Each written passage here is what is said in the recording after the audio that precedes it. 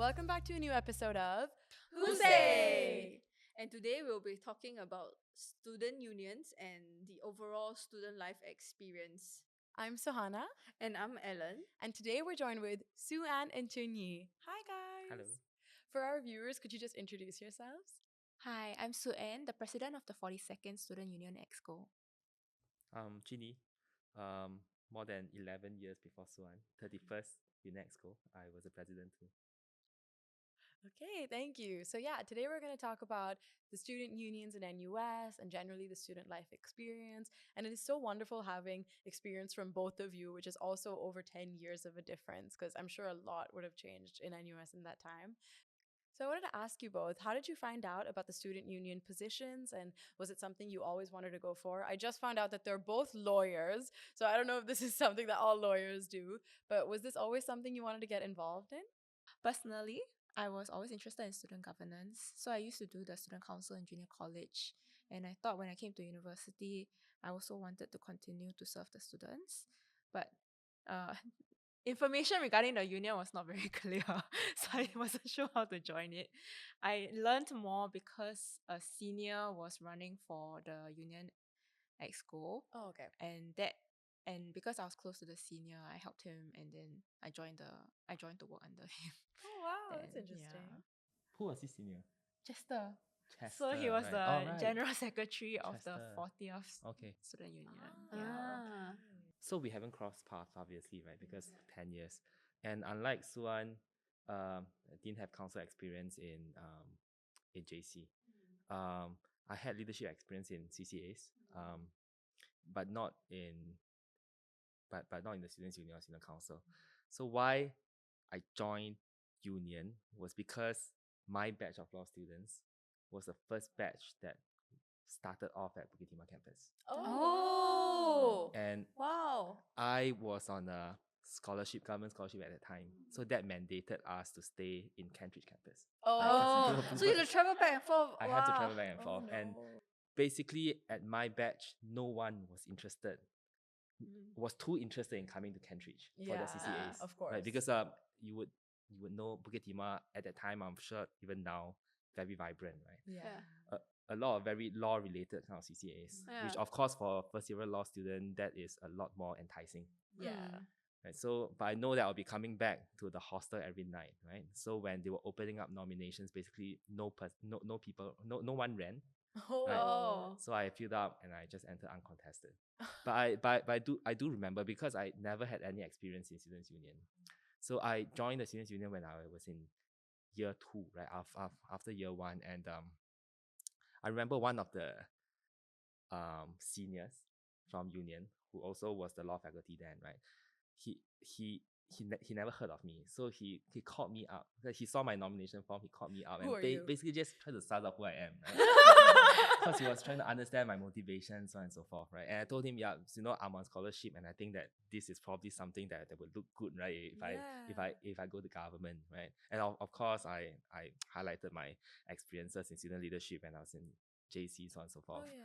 Yeah, and I think he was half convinced, Yeah. and then never really looked back. I came in as a law faculty rep in council, and subsequently just kind of rose up the ranks and eventually became president when I was year 4. Wow. Oh my gosh. That's a lot of initiative from someone. Because I could never imagine, like you said, if you spent so much time on the Bukit Timah campus, maybe you just want to come to Kent Ridge to go to sleep and then wake up the next morning. But taking a role like position is really, really great. Yeah, and I guess for me, because I was on scholarship, I knew that I wasn't going to practice after graduation. Right. I was my scholarship was with the police force. Oh. So I thought that, this networking leadership kind of arena is probably something that I should seek more than legal kind of CCAs. Yeah, at least this will give you like a different type of experience. Yes, that's right. Oh, that's so cool. I used to do student council in my high school, but it was a very small high school and our student body was very small. But NUS is massive, like over 35,000 students, is it?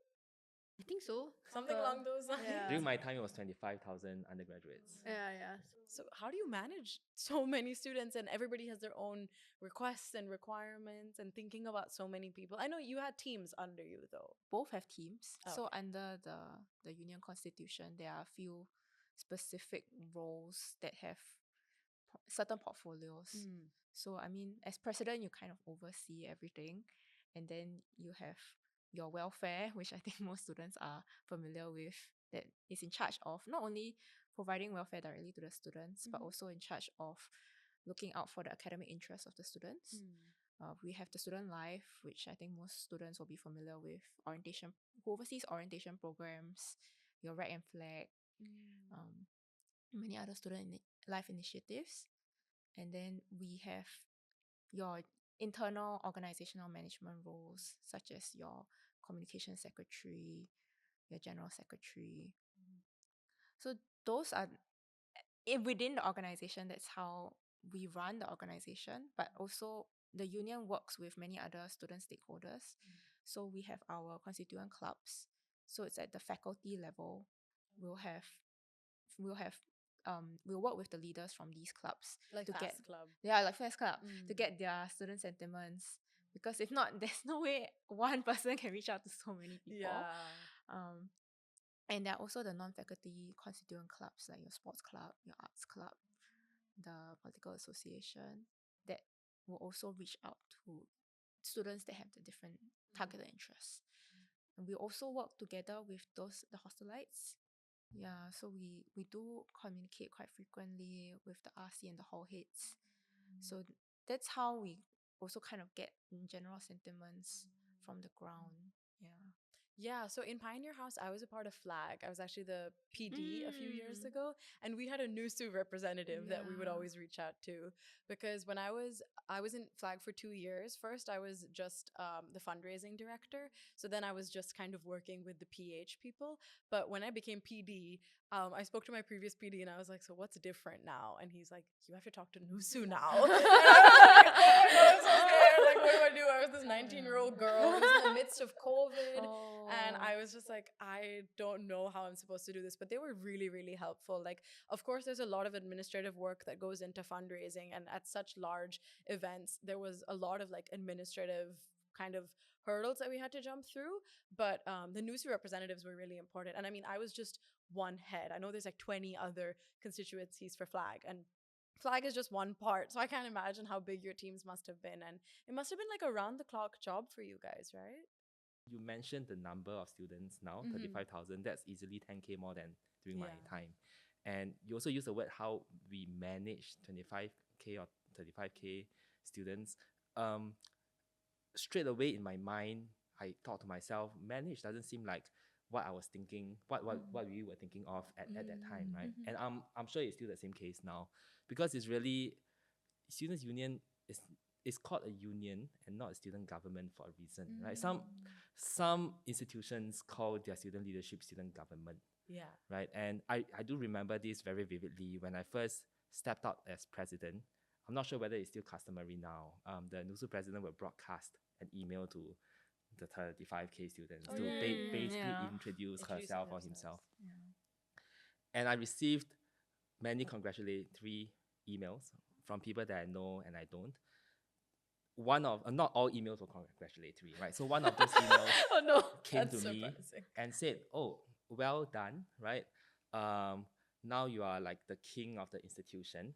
I'm sure that you are going to run for political office soon, right?" Wow. And so that was one of those emails that struck me, right? And that motivated me. So so that kept at the back of my mind for one whole year, right? And when I stepped down, I decided to pen an article in our student publication. It's called the Reach. I believe it's still around. Yeah, still around, yes. And I penned an article basically trying to explain what student union is, right? It's not about governing students. It's not about managing students. You're right? not the king. Yeah, it is a union because it's a united front representing all the different clubs that represent students, right? So the NUSSU set up then, and I believe it's still the case now, there's a NUSSU Exco, right? And we were the presidents of the Exco. The Exco basically does work for the union council. Right. And who sits on the council? These are all student representatives from each of the various faculties. And the various faculties, they are led by the faculty clubs. So we have the arts club, science club. And I'm not sure whether Pioneer House would have a club. You mentioned NUSSU representative. So we have our own student council as well. So we have like all the positions, like president and stuff. But I guess since we're smaller, we're just about 600 students. I think it's not too difficult. But SC also works with NUSSU. Right, and you said you had a NUSSU rep too. Yeah. Okay, and the NUSSU rep would be elected.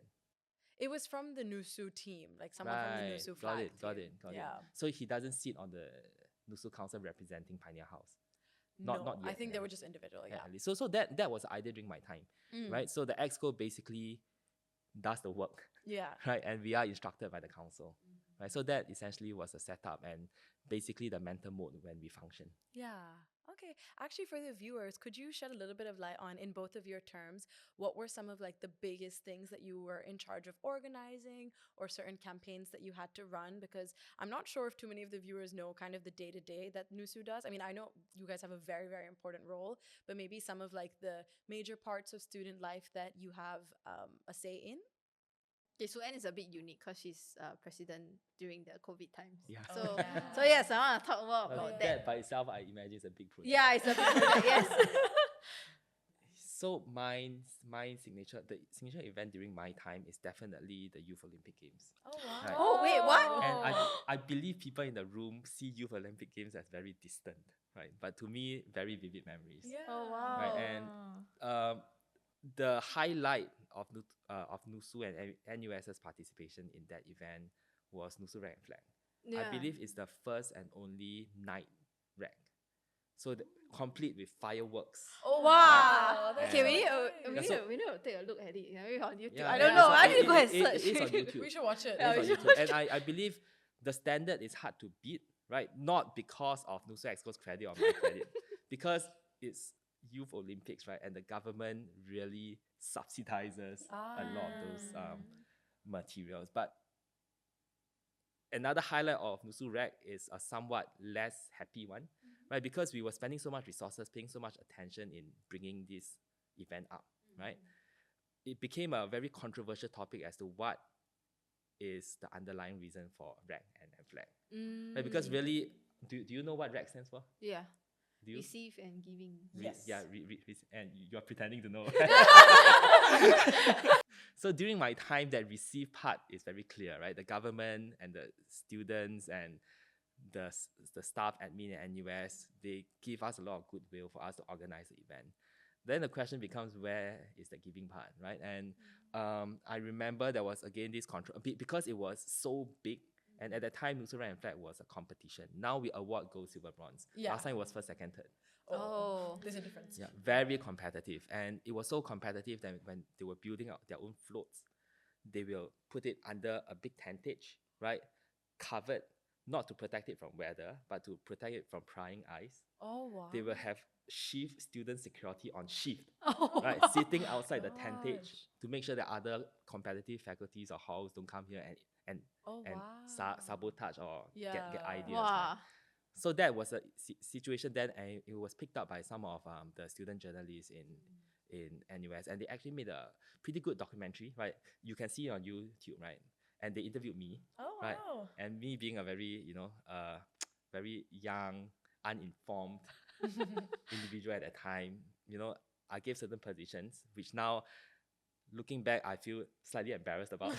It's okay. But that is really, and if I would go back to what NUSSU is about, right, for all of you out there, right, who are thinking about whether you should go NOC or NUSSU, right, this kind of experience is something that I believe most, if not all of the CCAs, none of the CCAs in NUS would be able to provide you. The fact that you go through this hardship, right, and then appreciate it when you become wiser. So one thing that NUSSU provides in terms of experience, right, would be, you are put in this kind of situation, right, that requires your purported leadership at the time, your purported wise insights at the time, and you basically represent a certain entity, right, a certain significant entity in the institution. And then you look back after a few years when you become slightly wiser and you think that, hey, that's not right. Yeah. Right, but that allows that kind of opportunity allows you to reflect and and grow as a person. So really, the experience in NUSSU doesn't just end after you graduate from school, right? It's an ongoing thing. You just keep thinking about it because that experience that you have in representing so many students, it just follows you throughout your life. I don't think there's any other CCAs, right? For lack of a better word, right? In NUS that gives you that kind of budget, right? That gives you that kind of autonomy and access to various people, right? Not just to senior management in NUS, but you basically represent the student body in NUS. That also opens you up access to political office holders or various stakeholders throughout the community, whether in Singapore or outside. So that is a very invaluable experience that I think many people don't see. Okay, I think to continue Jeannie's point on representation, I think during my term, we were transiting out of COVID. So it was the period where we had zoning of the various campus, A, B, C, D, and then everyone was kept to their zones, and we transitioned, we moved out, and then so that was the start of my term. And by the end of my term, we were trying to run orientation programs that were leading from virtual to hybrid to physical camps. So I think for representation, during that period of time, there was a lot of advocacy required because we needed to go back and forth with the student.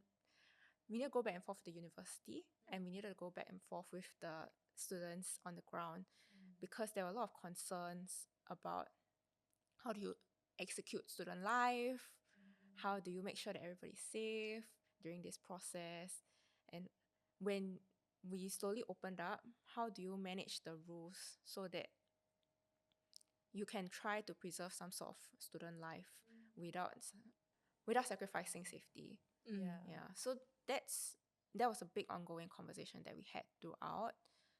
We even had a town hall in between because there were people who were submitting petitions to stop zoning. They said, I want to get back out. There's no point. Yeah. So we did have conversations with the president, NUS President Tan Chai, and provost and the vice dean, vice provost Leong Ching, on these kinds of topics. Not only that, I think there were a number of big events that happened throughout my term. One of which is the firing resignation of the Tembusu College professor. So that marked the start of my term as well. And at the end of my term, there was the USP-YNC merger. Oh, right. Oh, yeah. So it was a very happening year. So many events happening and a lot of changes within the school itself. And I believe the students, have a lot of comments of it. We can all see online, Yeah, I think that's a very interesting time that you had to go through because not only did you have to keep the students' interests in mind, it was also about their safety because there were just some things you weren't allowed to do. So no matter how hard you tried, if it was just not the safety measure at the time, you couldn't get through it. Yeah, and I think it's frustrating, right? Because, for example, commencement during that year initially was virtual, and I think it was quite disappointing for some of the students to feel that, oh, it was just my face and my name on a screen that I'm seeing on YouTube Live, and that just marks the end of my 4 years in NUS. It's quite disappointing. So we did have, I think people at that point, it's been 2 years, you've been cooped in. They were very frustrated with how they could not go out. And I think that's a very understandable sentiment. Yeah. So there was a lot of management of the stakeholders' expectations that went along. And I think it's quite unique because usually you want your union to advocate and fight for certain things. Being in the union places us in a very special position that we are able to talk to higher ups to be able to really just convey these concerns directly. I'm glad you mentioned that though, because I think, kind of if you see Chinese experience, you'd think that, being in NUSSU is so easy. You know which events you have to do. It's all kind of lined up for you. But like you said, and I'm sure it happened in both of your cases, that it's actually never that easy because you're supposed to be that intermediary body between the staff and the teachers and the professors and the students, and you have to kind of represent the students, but you're kind of in that in between. And I mean, even now, there have been so many articles coming up, which we'll touch on later, about the relevancy and the importance of student unions these days, and kind of if they're keeping the students' best interests in mind. And kind of, I don't know, like whenever I speak about student unions with my friends, unfortunately, I think a lot of people just think it comes down to the welfare now. You know, at the end of every semester, you have your welfare pack. Like Rag and Flag is important, and I know NUSSU does such a big job of organizing it, but I worry that students have the perception that, oh, like Pioneer House did their own flag, business does their own rag, so what is student union, like what is NUSSU contributing to this entire thing?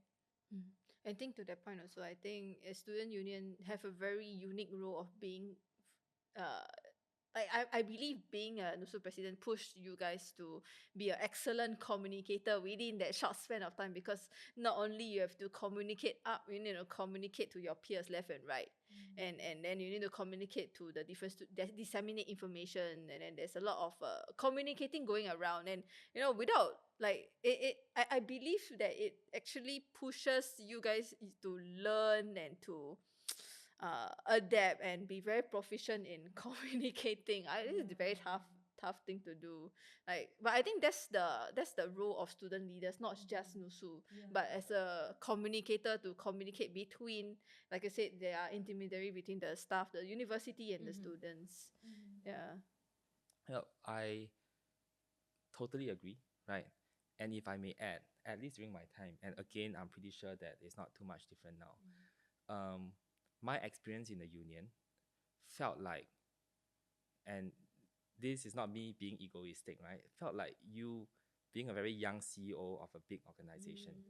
Because I don't think there's any other CCAs, right? For lack of a better word, right?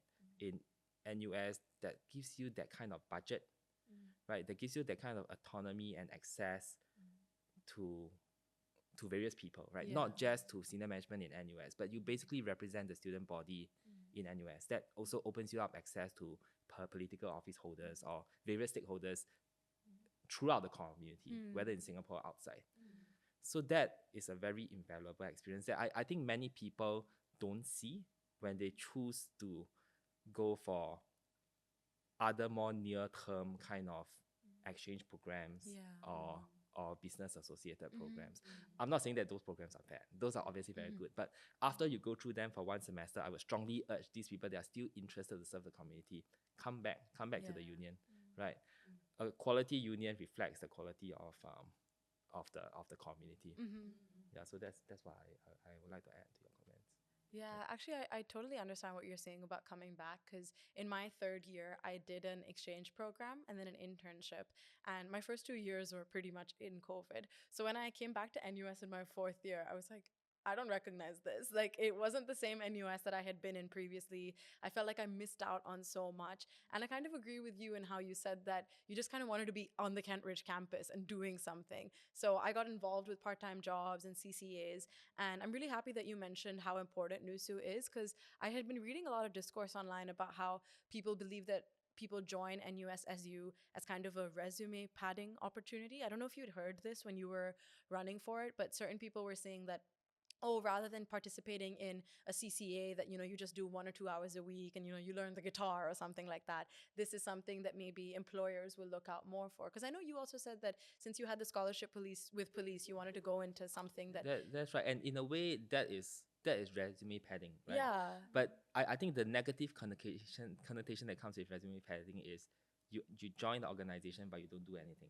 Right. The stigma will always be there, and I don't think it's just NUSU. Even when I'm sure when you run for student council in JC, right, people will be saying, "Hey, it's resume padding." And now, as adults, right, you look at it. Do you think your council experience will make any difference? Like now, I'm in a position where I'm interviewing people, right? Yeah. Do I say, "Oh, you are good because of you were former NUSU president"? No. No, Yeah, that's something to look at. It's not. So it's a very short-term community-based kind of stigma that, and it's necessarily untrue, right? There might be people that join with that kind of motivation.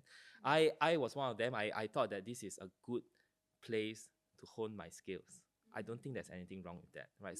So long as you continue on, contribute a good faith. Yeah. So that is my take.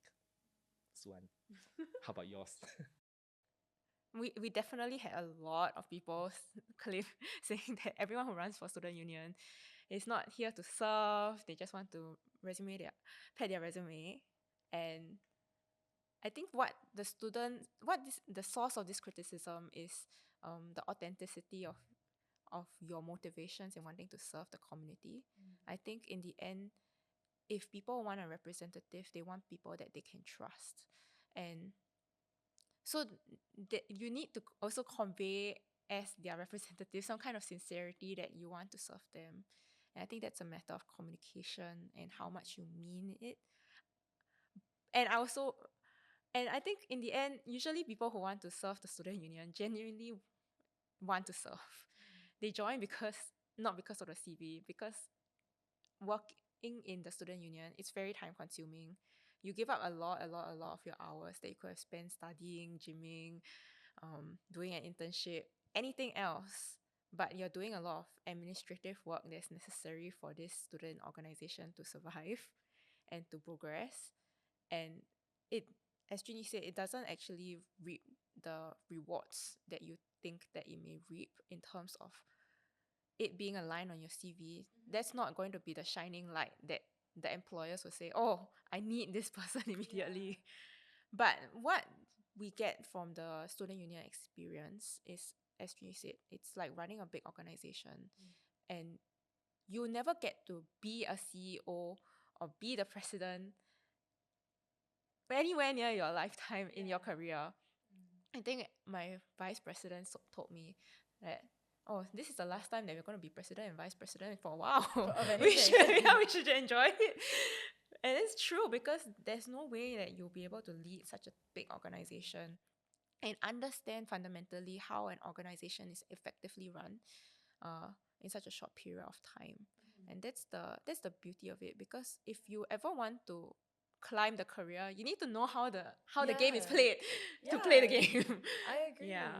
And if you want to build something of your own, it's a great place to see what's done well, what is not done well, to see how you can build and scale up an organization. Because scaling it takes actually quite a lot of effort to even keep a big organization like NUSSU Exco just running normally at the level that is without any improvement. It already takes a lot of effort from a lot of people within the organization.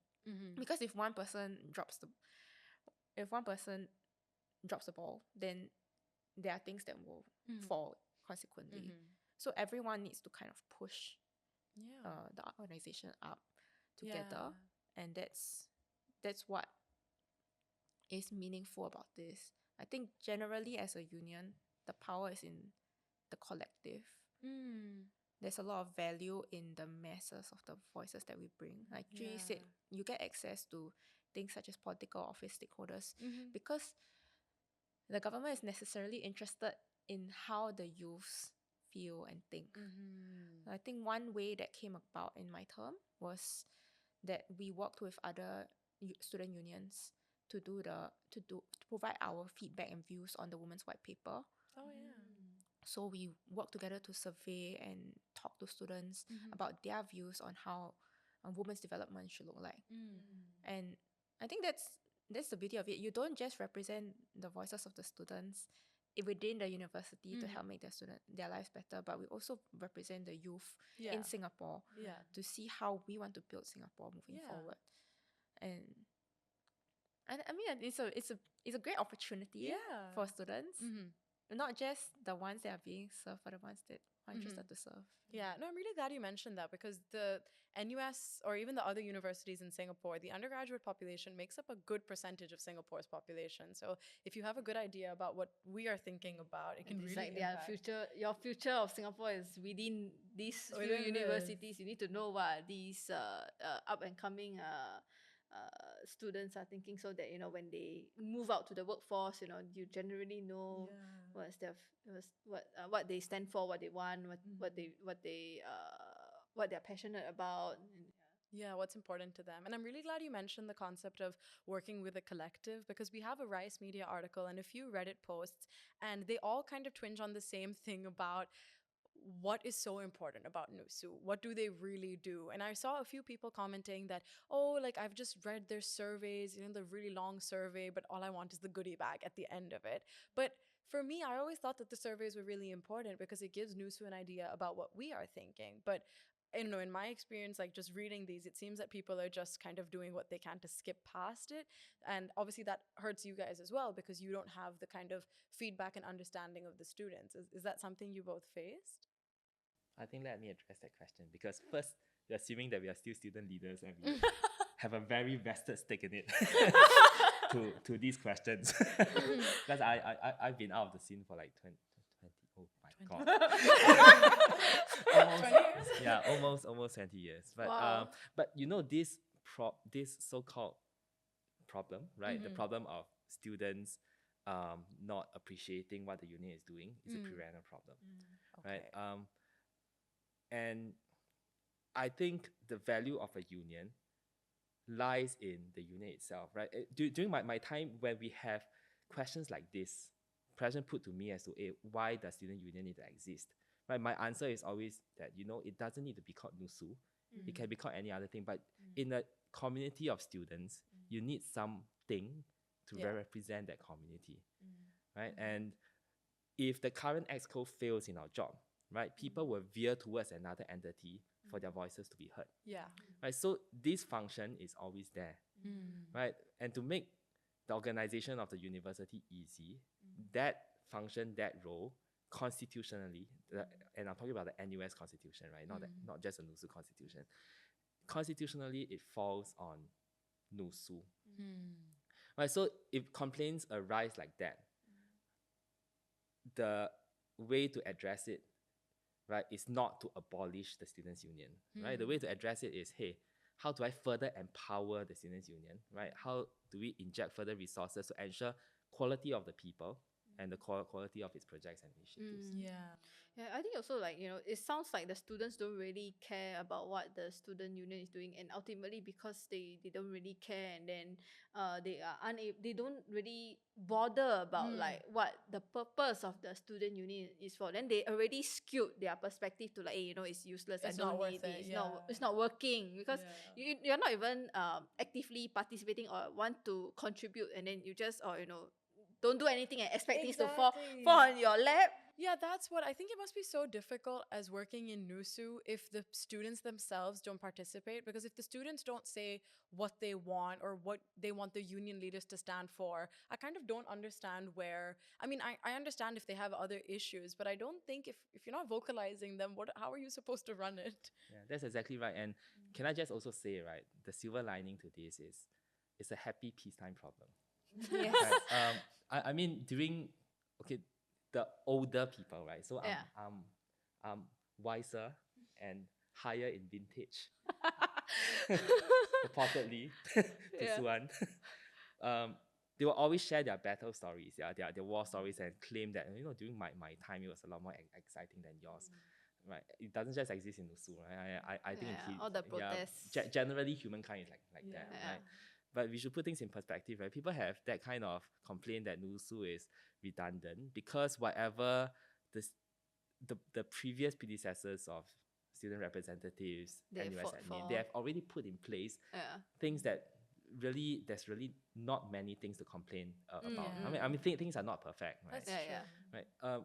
Right. My predecessors, right, 1 or 2 decades beyond me, the genie of my time, right?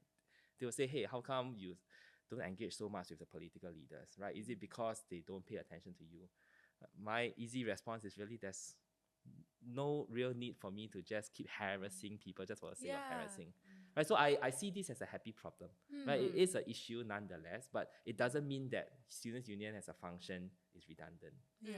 Because as I said earlier, it has to exist in a large community like that. Yeah, I think the time period not dictates the time period changes the role in terms of like when in wartime, you know, certain functions are not needed, or like when your country is still developing, things are still there are a lot of things that needs to be said and done. But when the Things are going fine. things change and times has changed, you know, the role itself, even though yes they are communicators, but the actual relationship might have changed, differ a little bit from what it was meant to do in the first place. That's right. Yeah. That's right.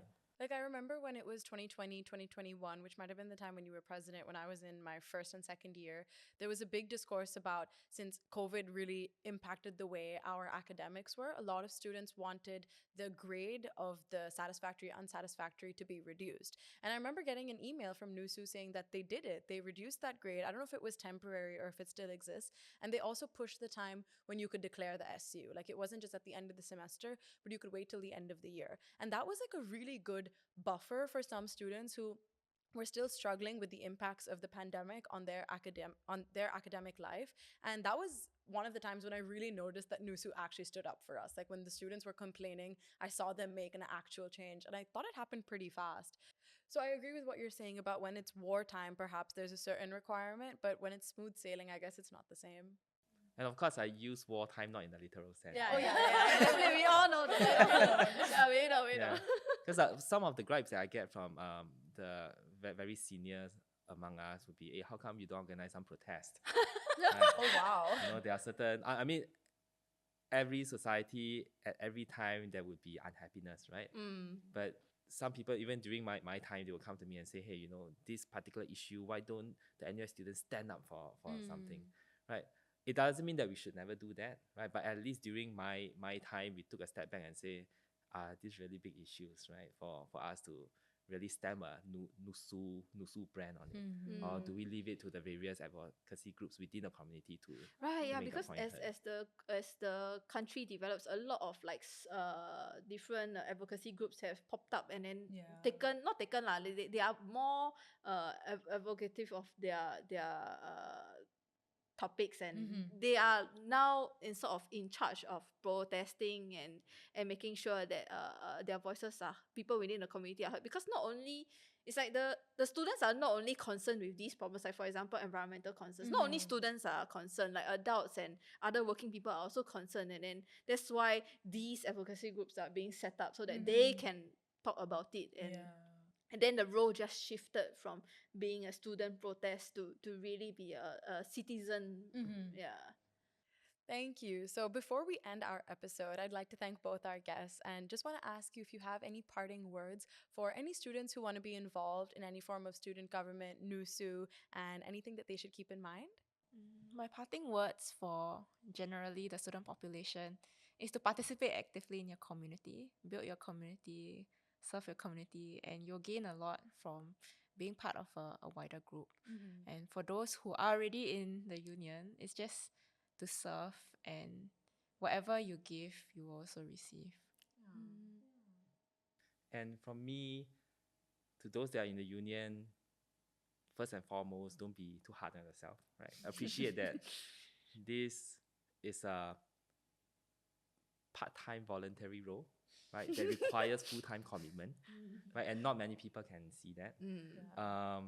And this also goes to those that have not joined NUSSU and are thinking about it, right? So it is going to be challenging, but appreciate that it's a learning journey. It's something that you will learn a lot of soft skills from, and you would see the fruits and appreciate it when you reach my age and maybe beyond. So have fun. So that brings us to the end of this week's WHOSAY episode. Once again, I'd like to thank Sue-Ann and Chun-Yi. It was such an insightful conversation. So thank you so much for sharing. Thank you guys for listening, and we hope you like this episode. So don't forget to follow us on our social, and see you when we see you next. Bye. Bye.